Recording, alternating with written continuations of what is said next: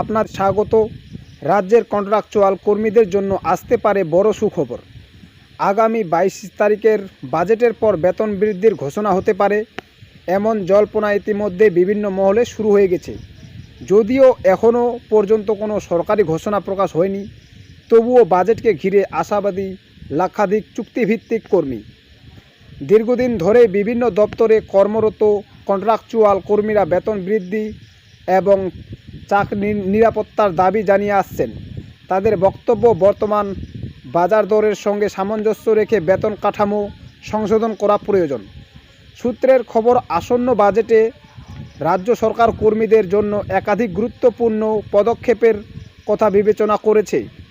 সেই তালিকায় কন্ট্রাকচুয়াল কর্মীদের বেতন বৃদ্ধির বিষয়টিও থাকতে পারে বলে আলোচনা চলছে। যদি সত্যিই বেতন বৃদ্ধি হয়, তাহলে তার সুবিধা পেতে পারেন স্বাস্থ্য, শিক্ষা, পুরসভা, ব্লক অফিস সহ বিভিন্ন সরকারি দপ্তরে কর্মরত হাজার হাজার চুক্তিভিত্তিক কর্মী। বিশেষজ্ঞদের মতে, বেতন বৃদ্ধি হলে কর্মীদের আর্থিক চাপ কিছুটা কমবে এবং কর্মক্ষেত্রে উৎসাহ বাড়বে। তবে চূড়ান্ত সিদ্ধান্ত নির্ভর করবে বাজেটে কী ঘোষণা করা হয় তার উপর। এদিকে কর্মী সংগঠনগুলিও বাজেটের দিকে তাকিয়ে রয়েছে।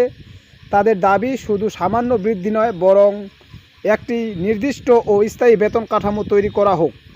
পাশাপাশি অন্যান্য সুযোগ সুবিধা বিষয়েও সরকার যেন ইতিবাচক সিদ্ধান্ত নেয়।